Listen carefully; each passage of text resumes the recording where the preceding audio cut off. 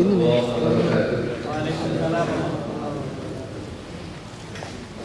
Alhamdulillah.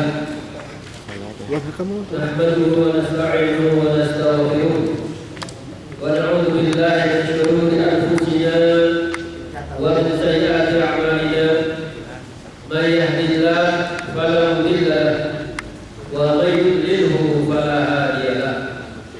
Asyhadu an la ilaha illallah wahdahu la syarika lahu wa asyhadu anna Muhammadan 'abduhu wa rasuluh.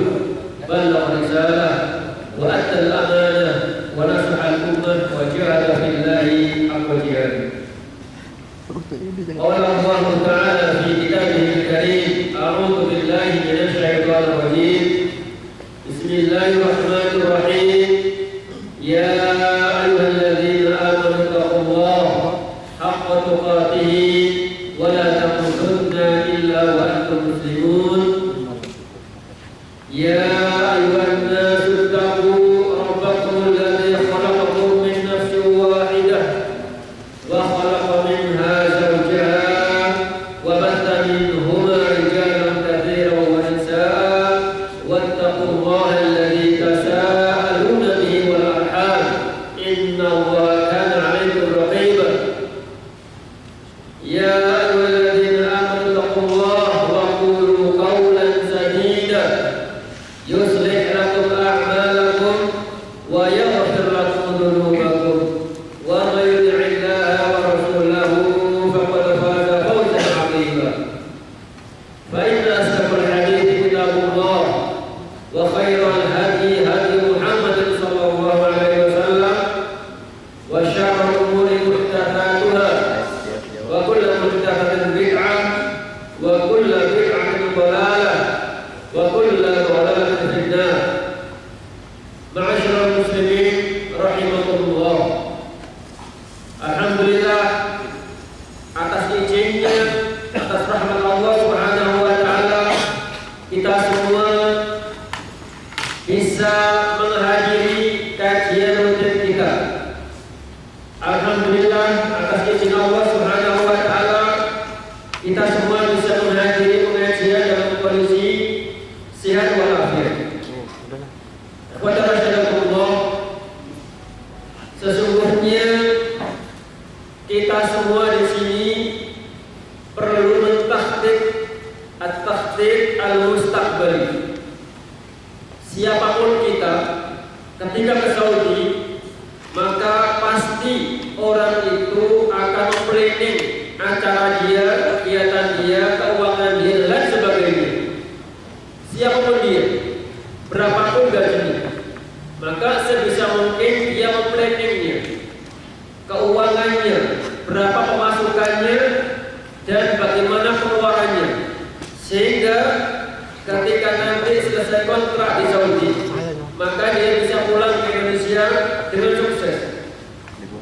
Namun sebaliknya, jika ada di antara kita yang di Saudi ini tidak pernah berpikir bahwasanya suatu saat nanti dia harus ke Indonesia, maka kehidupan dia selama di Saudi atau di Riyadh dia manfaatkan dengan berhura-hura, dengan bersenang-senang dan lain sebagainya.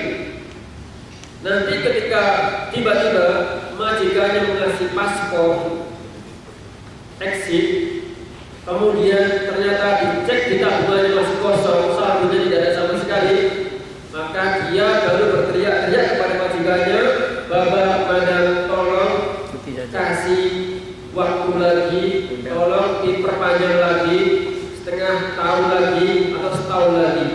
Karena dia merasa bahwa kalau pulang sekarang belum punya apa-apa. Waktu 2 tahun, waktu 3 tahun di sini digunakan berfoya-foya. Gaji yang dia dapatkan, dia berikan sesuatu yang menyenangkan hawa nafsunya, lupa dengan keluarganya di Indonesia, lupa dengan istri anaknya dan lain sebagainya.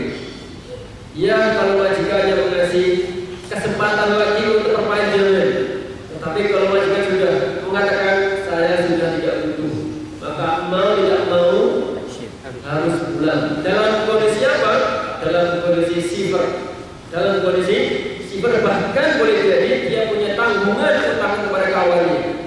Walaikumsalam. itu urusan takhtis planning duniawi. Namun Bapak sekalian, di sana ada takhtis mustaqbal al-hakiki, programnya sesungguhnya, yaitu kehidupan kita di sana yang ada namanya kematian. Saudara kita yang kemarin masih bersama kita, sekarang telah mendahului kita. Tetangga kita,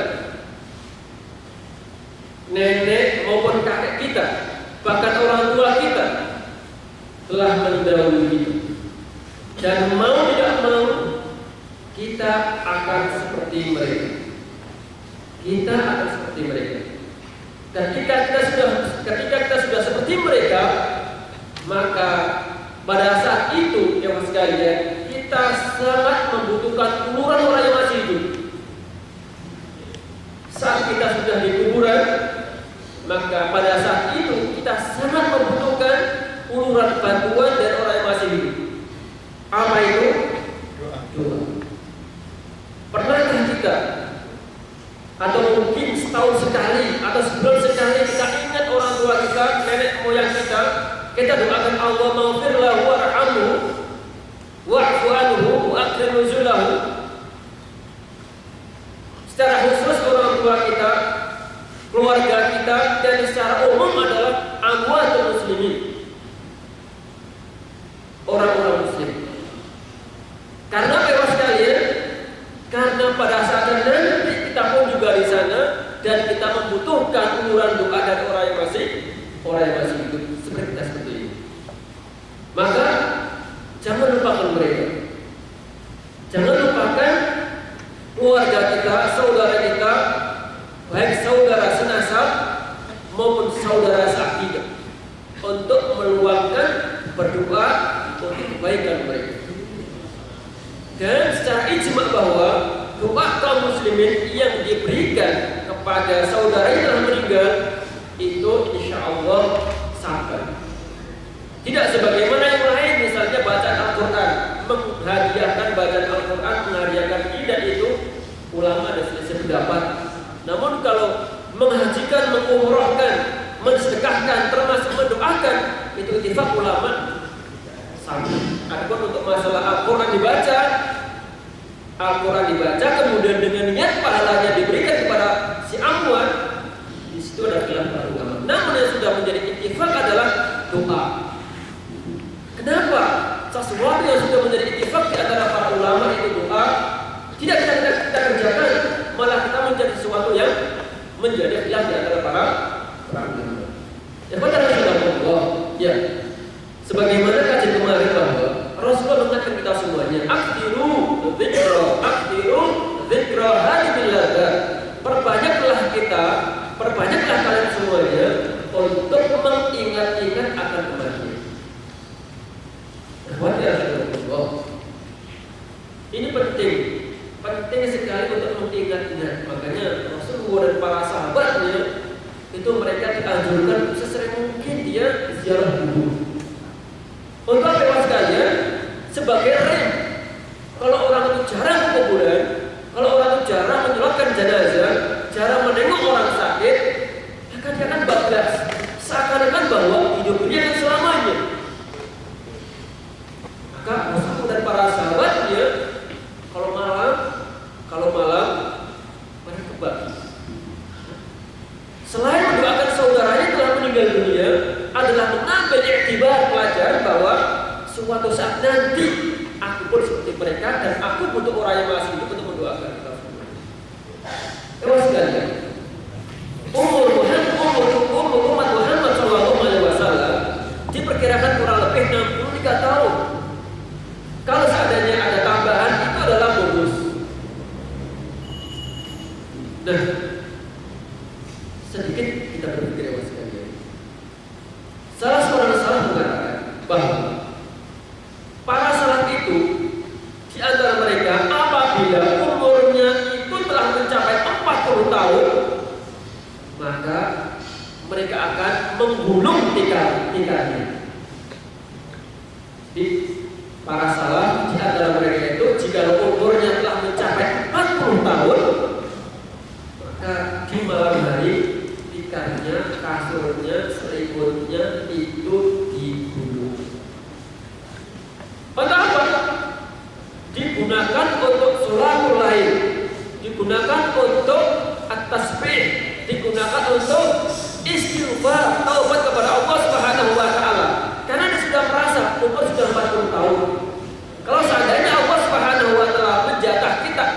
25, berapa sisanya?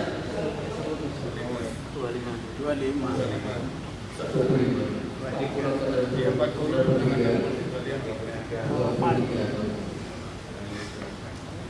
Bahkan di sini was sekalian, rata-rata yang datang di sini rata-rata antara 25 sampai 40, mungkin juga sudah dari 50 tahun. Dan mungkin juga ada yang sudah 55 tahun. Maka tentu ya was sekalian, tentu para salaf yang semangat ibadahnya melebihi kita, pun khawatir jangan-jangan suatu saat nanti itu ketika Allah mengambilnya, dia belum siap. Artinya belum siap, belum memiliki bekal untuk kemudian. Nah, kita yang sekalian, kita yang sudah jauh dari sumber Islam, jauh sekali, amal kita pun juga tidak seberapa. Bahkan kalau kita muhasabah diri, ternyata kita ini 80% kehidupan kita penuh dengan urusan duniawi. 24 jam kita di majikan, sibuk ngurusin membantu mereka. Sholat pun kadang-kadang kita terburu-buru. Ngaji pun kadang-kadang kita berangkat seminggu, berangkat tidak, bolos dengan berbagai macam alasan. Yang jelas bahwa yang sekalian, kita ini masalah ibadah sungguh-sungguh sangat minim sekali.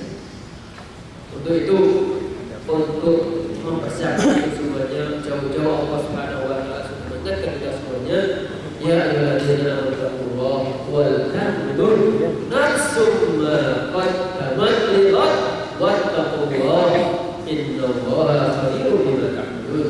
Hendaknya setiap kita itu, setiap jiwa itu mempersiapkan bekal guna di hari kemudian. Hari apa itu? Hari Yaumul Qiyamah, di mana yaumun la yanfa'u malun wala banun illa man atallaha biqalbin salim.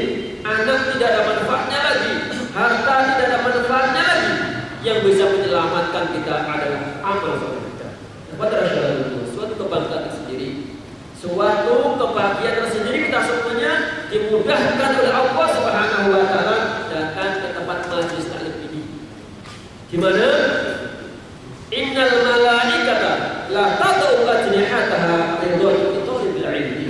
Sungguh malaikat makhluk yang begitu besar, makhluk yang begitu agung, meletakkan sayapnya karena ridho, karena cinta dari orang-orang yang belajar agama. Dan di ujungnya kemudian Allah mengatakan, "Hum antum ghafurun." Berdirilah kalian semuanya wahai talabul ilmi, antum ghafurun, kalian semuanya diampuni oleh Allah Subhanahu wa taala. Maka mudah-mudahan mukadimah singkat ini bermanfaat khususnya bagi saya sendiri, bahwa kita ini mau kemana sih? Kita tak kemana? Ternyata ujung-ujungnya kita mau kembali kepada Allah Subhanahu wa taala, dan tidak ada yang bisa menyelamatkan kita, yang menemani kita kecuali amal kita. Jikalau amal itu soleh, maka memujilah kepada Allah Subhanahu wa taala, karena Allah yang membantu kita, memudahkan kita. Namun jikalau yang menemani kita itu adalah amal sunnah, maka jangan mencelakai kalian, jangan mencelakakan kalian, tapi celalah diri kalian sendiri. Kenapa? Sudah dinasihati, sudah diingatkan, namun hanya mengatakan sami'na wa ata'na. Saya dengar, saya tahu, aku tidak mau mengamalkan. Mudah-mudahan teman sekalian, tolong singkat ini bisa motivasi kita dan memberikan kita lebih dewasa lagi untuk kehidupan ini.